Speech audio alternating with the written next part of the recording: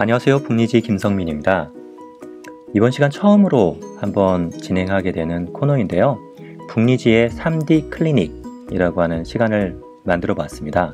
제 지인이 엔더3라고 하는 프린터를 구매했습니다.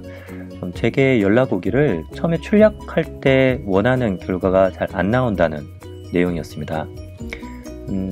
이런 문제들을 단순 사진 몇 장을 가지고 보는 것은 굉장히 한계가 있습니다. 3D 프린터는 직접 손으로 만져보고 진동을 느껴보고 또 걸리는 부분의 소리를 들어보고 등등으로 종합적으로 판단해야지 제대로 된 3D 프린터의 어떤 개선, 품질 문제의 해결 이런 것들을 할 수 있다고 생각하기 때문에 저는 그 지인의 집에 방문을 했습니다. 방문을 해서 보니까 프린터가 이렇게 멋지게 놓여져 있더군요. 이 프린터에 있어서 두 가지의 문제가 있었는데요. 오늘은 그 중에 첫 번째인 기구부의 안정화, 그리고 두 번째는 바로 오늘 주제인 압출 불량을 해결한 이 부분을 공유를 드리도록 하겠습니다. 엔더3는 지금 현재 가성비로 따지면 가장 좋은 프린터 중에 하나가 아닐까 싶습니다. 최근에 제가 자작을 진행했는데 자작할 때 재료들만 모아서 이런 비슷한 프린터를 구성을 하는데 20만원 정도 들었거든요. 근데 최근에 블랙 프라이데이 때 얘가 170불인가? 175불 정도에 판매가 되기도 했으니까요. 얼마나 저렴하게 내놨는지 알 수 있을 것 같습니다. 저는 엔더3를 이때 처음 봤습니다. 그전에는 이야기로만 많이 들었지 알지 못했던 프린터인데요. 직접 본 느낌으로는 이 가격대에 굉장히 탄탄한 알루미늄 프로파일, 잘 만들어진 프린터라는 느낌이 들었습니다. 하지만 가격대가 낮기 때문에 발생하는 문제라고 생각하는데요. 이 제품을 만들고 나서 제품의 검수 단계 이런 것들이 철저하게 지켜지지는 않았던 것 같습니다. 그래서 엔더3를 구매를 하신 분들 뿐만 아니라 중국산 저가 프린터 조립식을 사용하시는 분들은 느끼실 수 있는데 조립 상태가 천차만별입니다. 부품단에서 문제가 될 수도 있지만 부품은 괜찮다고 하더라도 어떤 사람을 거쳐서 조립이 되었는지에 따라서도 품질이 달라질 거라고 생각을 합니다. 제 지인이 하시는 말씀이 이 부분에 익스트루더 세트를 만지면요 깔딱깔딱깔딱 하면서 움직인다고 말씀을 해주셨습니다. 제가 직접 가서 손으로 만지니까 그게 약간 허용할 만큼의 움직이는 게 아니라 정말 들썩들썩 하더라고요. 그리고 밑에 Y축에 왔다 갔다 하는 그 부분의 롤러 부분이 버풀이 나면서 허옇게 일어나는 모습을 볼 수 있었습니다. 저는 엔더3는 처음이지만 이 방식에 대해서 제가 공부하면서 알았던 사항 때문에 이것은 곧 이쪽 편심 너트에 의한 문제라는 사실을 바로 알게 되었습니다. 제가 이 사진은 밑에서 노즐셋 아래쪽에서 찍은 사진인데요. 엔더3는 이와 같이 롤러 방식으로 프로파일의 홈을 따라서 왔다 갔다 하게 구동하는 방식을 취하고 있습니다. 이때 롤러가 프로파일에 아주 잘 밀착이 되게 하느냐 아니면 떨어지게 하느냐를 결정해주는 아주 중요한 부품이 있는데요. 이게 바로 편심 너트라고 하는 육각 너트입니다. 이거를 좀 찾아보면요. 편심 너트는 이렇게 생겼습니다. 예전에 어느 분이 이런 글을 올리신 적이 있었는데요. 분해를 해보니까 이거 불량이다. 너트가 왜 이렇게 중심도 안 맞느냐 라고 올리신 분이 계신데 이게 원래 이렇습니다. 의도적으로 중심에 벗어난 채로 너트를 만든 건데요. 이 편심 너트가 이쪽 방향이 위로 되어 있으면 간격이 가깝기 때문에 느슨하게 되게 됐고요. 만약에 이쪽 방향이 위쪽으로 하게 되면 간격이 두껍기 때문에 아주 빡빡하게 형성이 될 것입니다. 이런 방식으로 편심 너트를 조금 돌리게 되면 여기에 아까 보여주셨던 여기 간격 덜렁덜렁 하던 부분들의 해결이 되는 거죠. 마찬가지로 Y축에 보풀이 난다는 것은 압력을 굉장히 강하게 받은 상태에서 롤러가 돌아가기 때문이라고 봅니다.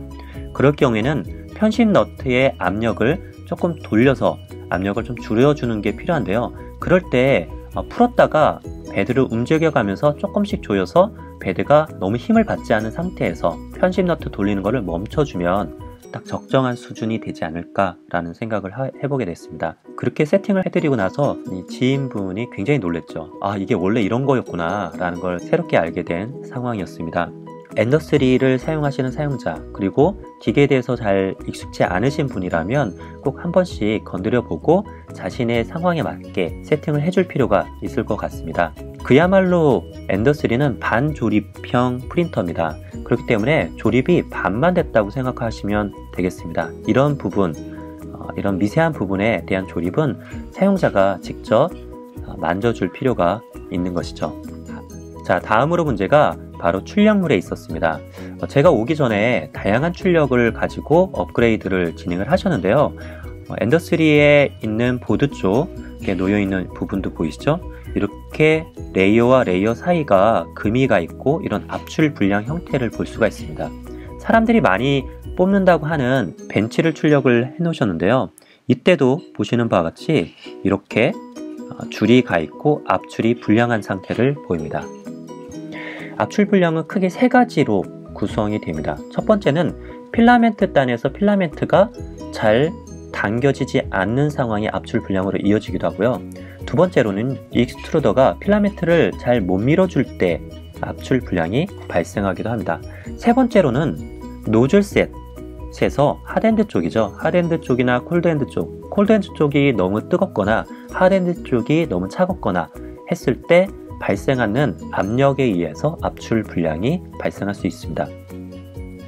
세 가지로 나누긴 했지만 실제로 따지면 그것에 파생되는 또 원인 인자들을 찾으면 거의 한 20가지, 30가지 정도로도 구분해서 얘기할 수가 있습니다.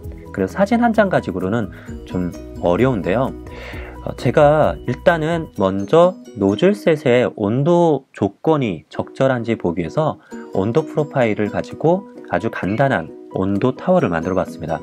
그랬더니 230도부터 170도까지 5mm 단위로 올라가는데 온도가 바뀌는 구간 때마다 계속 압출 불량이 발생하는 것을 볼 수가 있었습니다. 이 말은 온도에 의한 영향은 아닐 거라는 가능성을 좀 내비친 거죠. 온도와 연관되어 있을 수는 있지만 좀 다른 문제라고 생각이 들었습니다. 그 중에 두 가지 부분이 있습니다. 이렇게 프린터가 있으면 제가 이 결과를 보고 문제점을 두 가지로 추렸습니다. 첫 번째는 노즐셋 내에서 여기 익스트루더 내에서 콜드엔드가 제대로 냉각이 안 되기 때문에 이쪽 부분이 열을 받아서 압출되는 밀리는 압력이 굉장히 세지기 때문에 그 힘에 의해서 제대로 못 밀리는 상황이 아닐까라는 한번 가설을 세워봤습니다. 이거를 해결하기 위해서는 냉각팬은 제대로 돌아가고 또 동일한 냉각팬을 가지고도 잘 사용하시는 분도 계시기 때문에 조립 상태, 즉 방열판과 노즐목 사이에 서멀 그리스 작업이나 이런 것들을 해주면 개선되지 않을까? 라는 생각을 했는데요. 제가 지인분의 집에 방문할 때는 이 서멀 그리스나 이런 걸 준비하지 못한 상황이었습니다. 그래서 다른 두 번째 방법으로 한번 좀 접근을 해보고자 했습니다. 두 번째 내용은 엔더3의 익스트루더 자체, 밀어주는 장치 중에서 가장 간편하게 수정을 해줄 수 있는 부분인데요. 엔더3 뿐만 아니라 ANET A8에서도 동일하게 경험한 상황이었습니다. 이것을 밀어준다, 필라멘트를 밀어준다고 하는 것은 여기 있는 톱니와 베어링 사이에 필라멘트가 들어와서 톱니가 꽉 물어서 앞으로 쭉쭉쭉 돌아갈 때마다 밀어줘야 되는데 그때 밀착해 있는 것이 중요합니다. 이 밀착이 되지 않고 떨어져 있다면 얘만 헛도게 되는 거죠. 이 밀착 부분을 관장하는 하나의 부품인데 그것은 바로 여기에 있는 스프링입니다.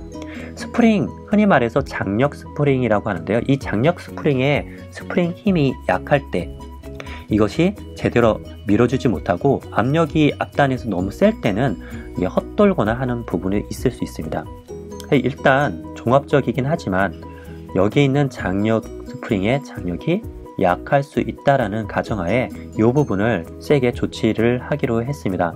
그리고 장기적으로는 엔더3에 있는 이 플라스틱으로 만들어져 있는 이 부품 자체가 플라스틱이기 때문에 휘어지고 해서 힘이 약할 수 있기 때문에 교체하는 것을 권해드렸습니다.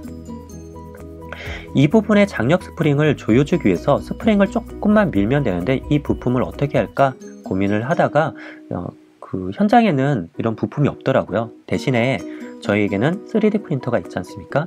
그래서 즉석에서 팅커캐드를 이용해서 이렇게 원기둥을 만들고요. 이 원기둥 중에서 여기 첫 번째 출력물로 사용할 거는 11.5mm의 직경을 만들고 중간에 스프링의 직경을 보니까 한 8mm더라고요. 그래서 8.5mm로 직경 만들고 3mm를 위로 띄웠습니다. 띄운 거는 바닥면로부터 스프링을 압축하는 그 거리를 제가 조절을 했는데요. 요거는 사람마다 좀 다를 수도 있습니다. 근데 3mm 정도만 한번 감으로 해봤고요. 그리고 이거는 바닥면 붙인 상태에서 6mm짜리를 만들었는데요. 그 이유는 이쪽에 보면 끼우는 부분이 있습니다. 이 끼우는 부분에 쏙 들어갈 수 있도록 하는데 대략 6mm 정도로 만들었죠. 요거를 이렇게 팅커캐드의 정렬 기능을 이용해서 여기 누르고 여기 누르고 해서 이렇게 만들어지죠. 여기서 요 합치기 기능을 이용하면 이런 형태의 부품, 파츠가 만들어집니다. 이거를 출력을 했습니다. 그리고 출력된 거를 이렇게 파츠를 안에 넣어서 장착을 했습니다. 그러면 이 스프링이 조금 더 압축이 되면서 이쪽을 꽉 물고 있는 힘이 조금 세질 겁니다. 그 세지는 힘을 이용을 한 거죠. 제가 이것을 하기 전에 보여드렸던 타워가 이렇게 나왔다고 그랬죠. 이렇게 나온 거를 여기에 있는 것만 장착을 해주고 다시 출력을 해봤습니다. 아까하고는 전혀 달랐습니다. 중간중간 레이어상에 별도의 압출 분량 형상이 없이 나온 것이죠. 그래서 결과는 이전에 장력 스프링 조절 장치를 장착하지 않았을 때의 결과고요. 장력 스프링을 조절하고 나니까 정상적으로 나오고 온도가 180도 정도까지는 괜찮다가 그 밑으로 떨어질 때 압출이 안 됐죠. 이거는 당연히 필라멘트가 제대로 녹지 않은 상태이기 때문에 압력이 세져서 잘 압출이 안 된 형상일 겁니다. 이거는 정상이죠. 그래서 우리가 온도 조건을 한 요 정도 선에서 한번 잡아보자 라고 하면서 온도 조건도 한번 잡아보고 제가 그동안 큐라 사용하면서 경험했던 노하우를 다 담아서 이렇게 큐라 세팅을 해드리고 처음으로 출력했던 고양이입니다. 압출 분량이 하나도 나오지 않았습니다. 안 나오고 아주 예쁜 고양이 형태의 결과물이 나왔습니다. 네, 오늘 북리지의 3D 클리닉 엔더스립 압출 분량 해결에 대해서 다뤄봤습니다. 첫 번째로는 기구부가 달랑달랑 할 때 편집 너트를 조정하는 방법 말씀드렸고요. 두 번째로는 압출 분량이 있을 때 가장 먼저는 장력 스프링을 조절해본다 라고 하는 걸로 해결했는데 이 외에도 다양한 해결 방법이나 다양한 문제점, 원인들이 있을 것 같습니다. 그럴 때 여러분들께서 한번 댓글이나 아니면 또 요청을 해주시면 제가 이 3D 클리닉 시간에 프린터에 대한 클리닉도 한번 진행해 보면 어떨까 생각이 들었습니다. 오늘도 시청해 주셔서 감사드리고요. 다음 시간에 뵙도록 하겠습니다. 감사합니다.